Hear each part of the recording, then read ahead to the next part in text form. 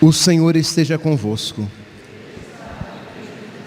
Proclamação do Evangelho de Jesus Cristo, segundo João.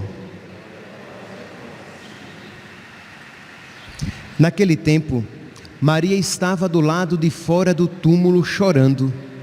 Enquanto chorava, inclinou-se e olhou para dentro do túmulo. Viu então 2 anjos vestidos de branco, sentados onde tinha sido posto o corpo de Jesus, um à cabeceira e o outro aos pés. Os anjos perguntaram: mulher, por que choras? Ela respondeu: levaram o meu Senhor e não sei onde o colocaram. Tendo dito isto, Maria voltou-se para trás e viu Jesus de pé, mas não sabia que era Jesus. Jesus perguntou-lhe: mulher, por que choras? A quem procuras? Pensando que era o jardineiro, Maria disse: Senhor, se foste tu que o levaste, dize-me onde o colocaste, e eu o irei buscar. Então Jesus disse: Maria. Ela voltou-se e exclamou em hebraico: Rabuni, que quer dizer mestre. Jesus disse: não me segures, ainda não subi para junto do Pai, mas vai dizer aos meus irmãos: subo para junto do meu Pai e vosso Pai, meu Deus e vosso Deus. Então Maria Madalena foi anunciar aos discípulos: eu vi o Senhor, e contou o que Jesus lhe tinha dito. Palavra da salvação.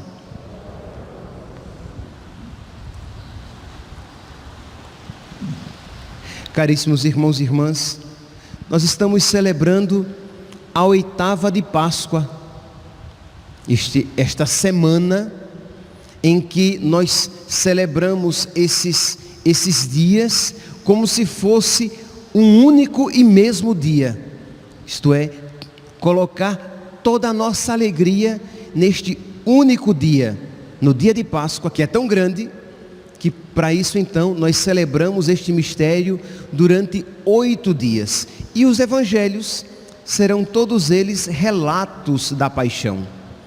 No relato de hoje, retirado do capítulo 20 de São João, nos mostra Maria Madalena, aquela de quem que tinha sido liberta de 7 demônios, aquela que, chorando aos pés de Nosso Senhor, lavava-lhe os pés com as suas lágrimas, enxugava-os com seus cabelos e ungia e beijava os seus pés. Pois bem, esta mesma Maria Madalena, cheia de amor a Nosso Senhor, mas diz aqui que o seu coração está tomado de dor. Ela está sofrendo muito, porque ela tinha visto e presenciado toda a paixão. Então seu coração tomado pelo sofrimento, e diz que logo cedo ela foi ao túmulo para ver o seu Senhor.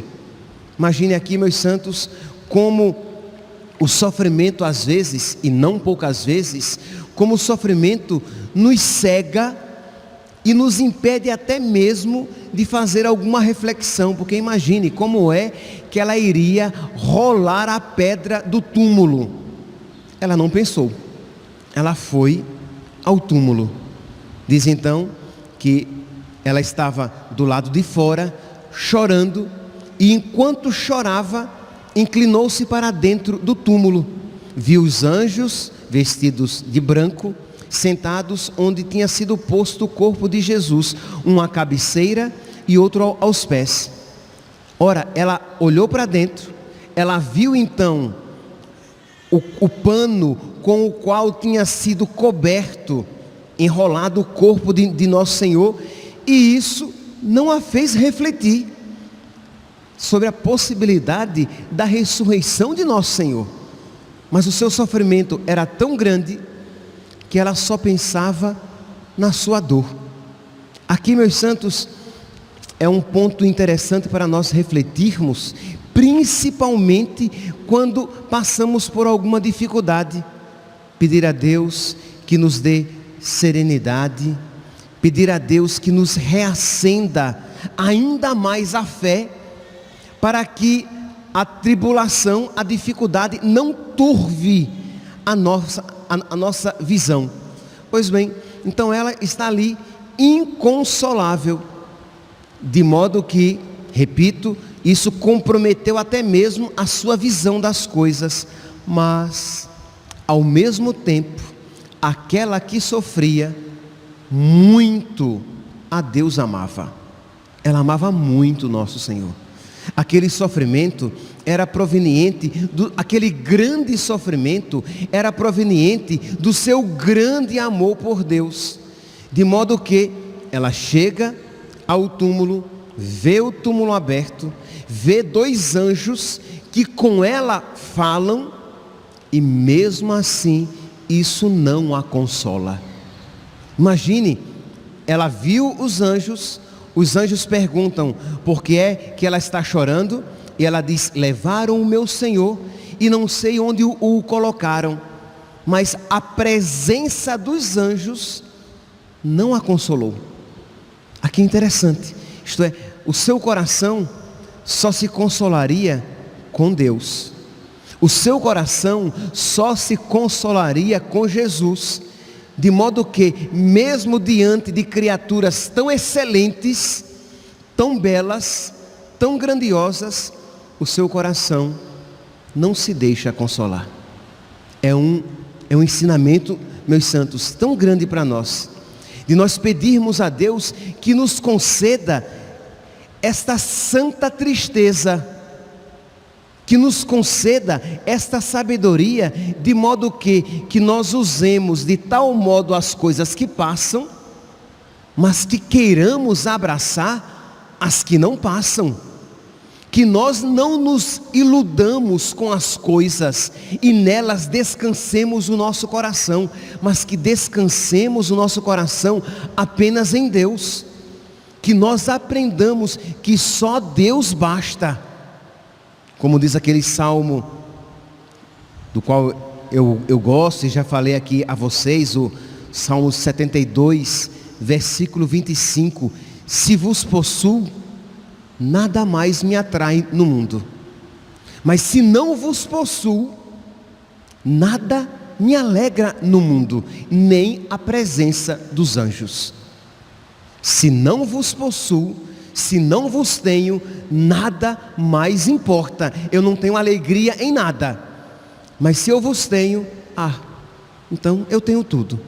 Quem a Deus tem tudo.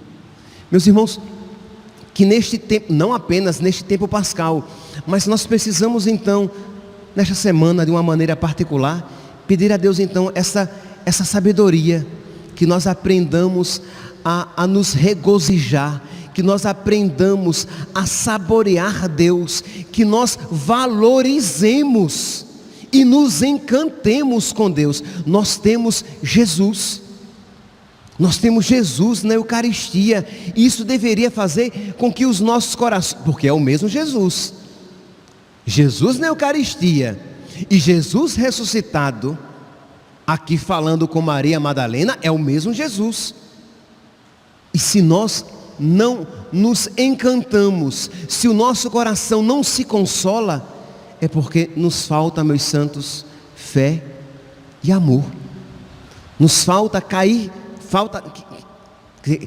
as escamas que cobrem os nossos olhos devem cair por terra, para que nós vejamos o Senhor. Pois bem, diz então que os anjos falam com ela, ela não se consola, e aí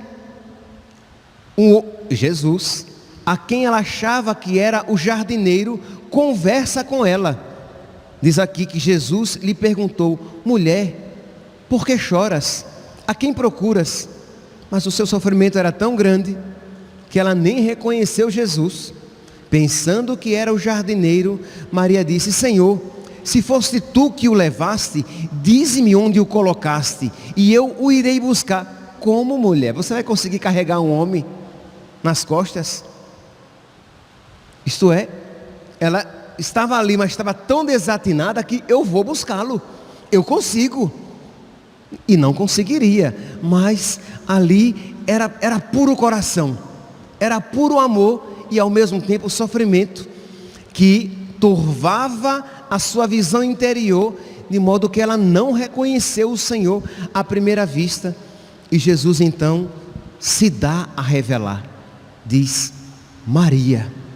E quando ela ouve aquilo, talvez, aqui nós podemos imaginar, talvez Jesus a chamou de uma maneira toda particular, de uma maneira que a chamava sempre, e ali ele reconheceu que daquela maneira, pronunciar o seu nome daquela maneira, só ele pronunciava, e ela se deu conta que era ele, ou Jesus lhe concedeu, naquele momento que pronunciava o seu nome, lhe concedeu a graça de ver além do seu sofrimento. E quando ela ouve o seu nome pronunciado pelo seu amado, ela diz Rabuni, mestre, ela o reconhece. Aí sim o seu coração se enche de alegria e ela quer segurar nosso Senhor, ela quer reter nosso Senhor, ela quer tocar em nosso Senhor.